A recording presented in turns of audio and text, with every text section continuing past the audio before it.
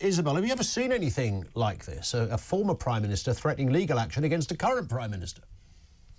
Well, not really, but, you know, it won't happen, will it? I mean, there's not going to be an actual court case. Liz Truss is making a very valid point here, which is that under Rachel Reeves, the economy is tanking, and yet somehow or other, Rachel Reeves is not being universally condemned for crashing the economy in the way that Liz Truss was. And, you know, she's been dogged by this phrase ever since it happened. It's as if it will be with her for the rest of her life. And I think it must be genuinely very painful for her. She's quite a strange character, Ms. Truss. You know, she's quite sort of, I remember seeing her really quite shortly after all that drama happened, and she was almost trying to pretend she didn't really care and it was all cool and, you know, chill and happy days.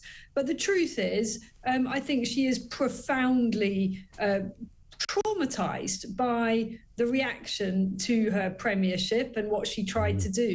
And what she sees happening now is almost a vindication, because she never got to make the corrections that she would believe avoid us being in the position that we are now. And the economic indices today are truly worrying, to the point that Rachel Reeves, who, as she begins to tank the economy, is trotting off to China to make some new communist friends, is under some pressure to actually abandon that trip because things are pretty hairy back in the Treasury. Yeah, I don't want to, you know, get personal on anything here, and we say it about all sorts of politicians when it happened. You know, after they've been in office for a little while, they look slightly worn out, as if they, you know, need about a 3-year holiday.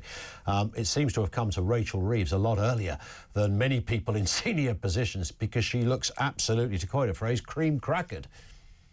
Well, what she should look is terrified by the impact of her own policies. You know, she announced all those horrendous tax rises, more than 40 billion worth, only a few months ago, making us all believe that this was only a once-in-a-parliament strategy. She was only going to have to give us all this clobbering once under her tenure during this parliament. And lo and behold, it's all backfired, and every economic expert seems to be now suggesting she's going to have to come back for more taxes. You know, already the country is absolutely buckling under this strain of a shrinking number of wealth creators being taxed at ever higher levels, while a ballooning number of welfare dependents depend and suck up all of those extra resources. The state continues to grow, the cost of borrowing is spiralling. And in the end, with these markets, I'm not an economic expert, but broadly speaking, this is about confidence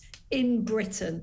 And investors are looking at our country and our economy and saying, actually, you know what, I don't really like the look of this. Yeah. Do you sense, look, there is this line that gets peddled out that the Labour government were getting all the bad news out first so that they can deal with that at the beginning of their tenure, and then it'll be happy days for 4 years, and then we'll all have forgotten fuel allowance and national insurance and farmers and all that stuff, because we'll all be quaffing champagne going, hey, isn't it great, life under Keir Starmer.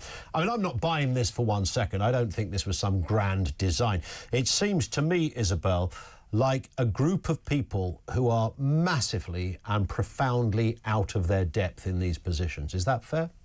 I agree with you. This is not a government that's in control of events. And we saw that from the earliest days of the new administration when the UK erupted in those summer riots. Now, Keir Starmer did manage to get a grip of that by an incredibly draconian crackdown on what he labelled far-right agitators. The politics of that was disastrous. He alienated vast swathes of middle-of-the-road voters in doing so, but he did manage to get a grip of the law and order crisis.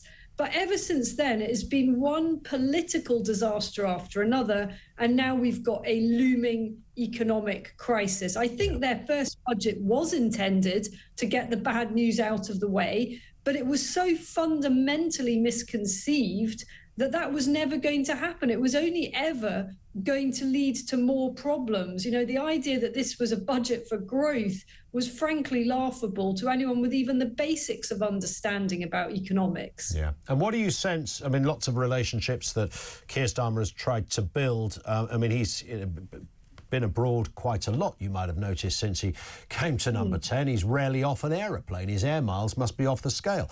But, of course, the big one, as we perceive it, is certainly that relationship with the United States. We know that Elon Musk has essentially called for Mr Starmer to be unseated and offered to almost rescue the United Kingdom from the grip of Sir Keir. But, of course, it's Trump that matters. He's currently attending Jimmy Carter's funeral in Washington, but in a couple of weeks' time, he'll be there at the Oval Office. Is Mr Starmer likely to be the man he calls first?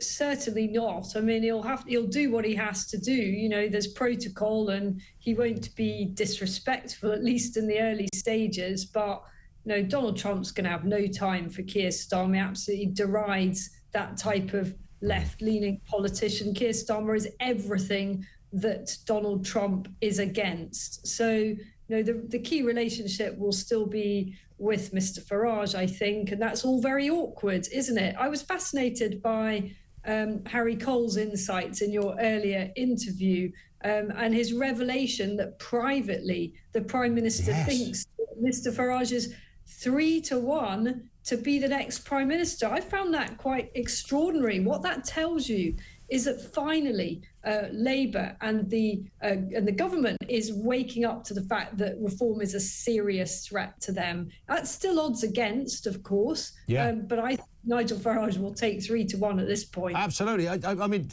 at the time when Harry said that, I thought, is that the first time that's been said? Because that's quite a line, right? That sources telling the political editor of The Sun that Mr Starmer is, you know, essentially prepared for Nigel Farage to be the Prime Minister. Look, I think it's a good story. You know, I'm going to be tweeting about it. That's quite the revelation, I think. Of course, just, you know, sources and all of that. Yeah, but we know how they work. Invariably, they are true.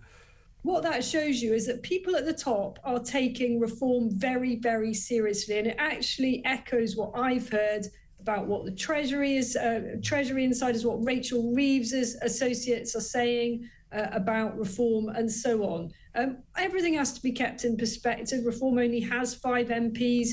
We're years out from any actual, you know, the ultimate political test. But there is a big test coming quite soon in the Welsh elections, and that will really show where things might be headed. Absolutely. Isabel, always a pleasure. Thank you. Great to have you on with us. Isabel Oakeshott Talks, International Editor, with us on the programme. That was quite a revelation from Harry Cole. Sources told Harry Cole. And when a political editor says that, it's not an invention of, you know, sources. That's how it has to work at that level.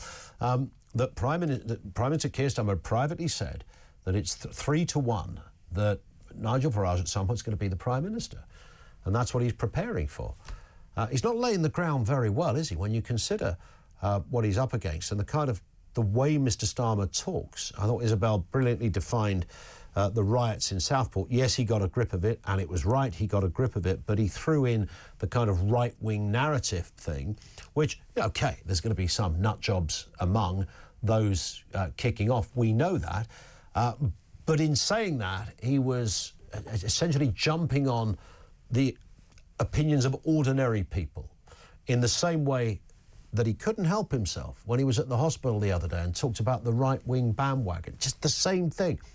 It's intrinsic within Keir Starmer. You know, he's an old lefty at heart, and that's what he believes. That's what he feels. You're against me. You're against this problem. You've got a problem with this issue.